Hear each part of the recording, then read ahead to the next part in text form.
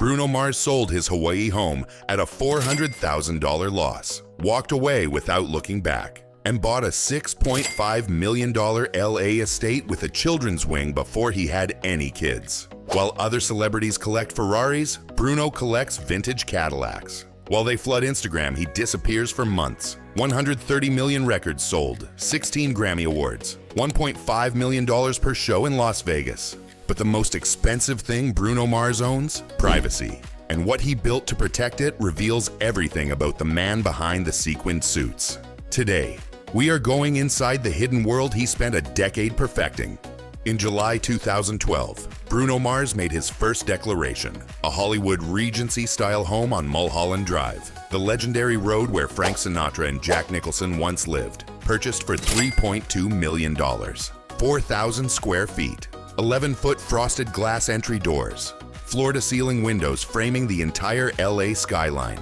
This was a 26-year-old kid from Honolulu planting his flag in music royalty territory. Inside, a wellness sanctuary with steam showers, dry sauna, and massage area. But Bruno did not stay long. Within 2 years, his career detonated, and this bachelor pad became too small. What he bought next was not just bigger, it was a fortress. September 2014, Bruno Mars makes the biggest purchase of his life. A $6.5 million Mediterranean villa in the twice-gated Fryman Canyon community of Studio City. The same enclave where George Clooney keeps a residence. 9,000 square feet, 7 bedrooms, 8 bathrooms, 2 private acres hidden behind hedge-lined walls. But here is the move that reveals the strategist behind the performer. Bruno negotiated $1.3 million off the asking price. While most celebrities overpay to close fast, Bruno played chess. And what waits inside tells you exactly who he is when the lights go off. Step through the custom iron doors into a grand rotunda where Italian marble floors catch morning light and scatter it gold. Beyond, an enormous family room anchored by a custom mahogany wet bar with backlit glass shelves, professional ice maker, and leather seating positioned to watch the San Fernando Valley glow at dusk. High coffered ceilings, bay windows, hand-carved moldings. Mediterranean warmth meets modern precision. But here is the detail that stops everyone. A completely separate children's wing. 2 bedrooms, its own kitchen, its own living area. Bruno Mars had no kids in 2014. He still does not. But he built this space anyway, because this is a man who grew up as a child performer in Honolulu, on stage by age 4.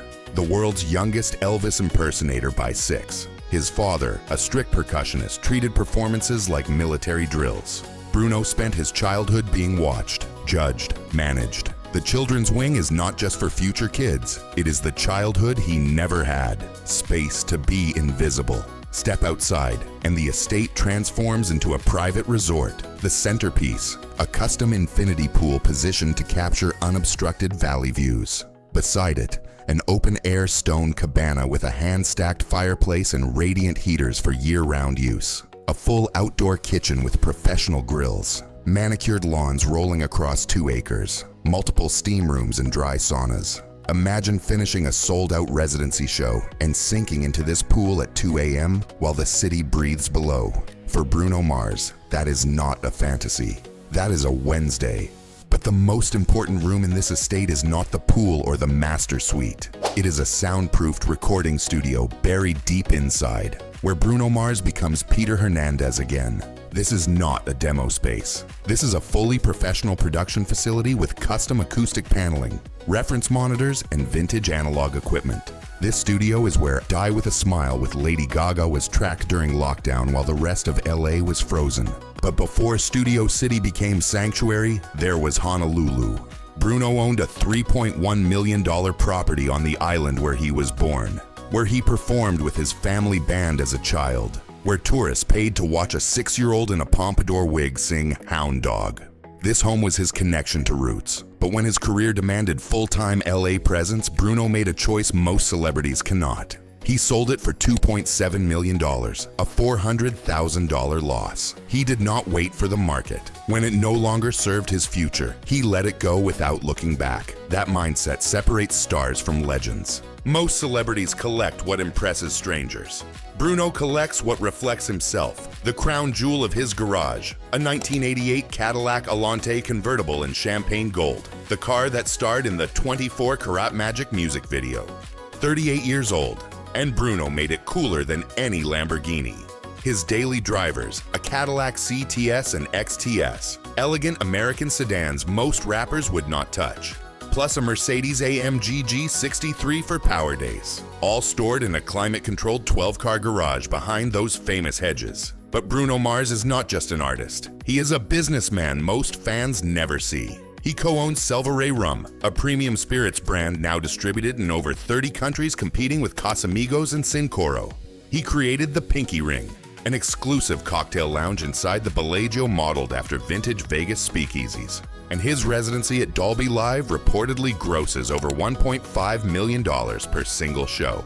Combined with 130 million records sold worldwide, his net worth sits between $175 million and $200 million. Despite being one of the most famous performers alive, Bruno lives like a ghost. He has been with model Jessica Caban since 2011, over 13 years together. She moved into the Studio City estate in 2014. They have never sold a relationship story, never posed for a magazine cover, never weaponized their love for attention. Bruno posts sparingly on Instagram, sometimes vanishing for months. In an era where fame means constant visibility, Bruno chose the opposite. As of 2026, Bruno Mars is 40 years old, still creating from the same sanctuary he claimed over a decade ago. Recent collaborations like APT with Rosé and Die With A Smile with Lady Gaga prove his cultural dominance is only expanding. But here's what separates Bruno from every other superstar. He does not live in the biggest mansion in LA. He lives in one hidden behind two gates where nobody knows he is home. He does not drive cars to be photographed. He drives cars that make him smile. He does not post his life for validation. He disappears into his studio and lets the music speak. Because for Bruno Mars, luxury was never about being seen. It was about earning the right to be invisible. Right now, Bruno Mars might be in that studio, working on a song you will hear in 6 months, while the rest of LA is at a premiere trying to get photographed. From a Honolulu family band to Mulholland Drive. From a $3.2 million bachelor pad to a $6.5 million fortress. Bruno Mars built an empire, then built walls around it, not to keep people out, to keep himself in, because the loudest success is the one you never have to announce. If this showed you a side of Bruno you have never seen, hit like and subscribe. Now tell me in the comments, what is your favorite Bruno Mars song of all time? Uptown Funk, When I Was Your Man, 24K Magic? Drop it below. Because Bruno does not just make music, he makes moments that never leave you.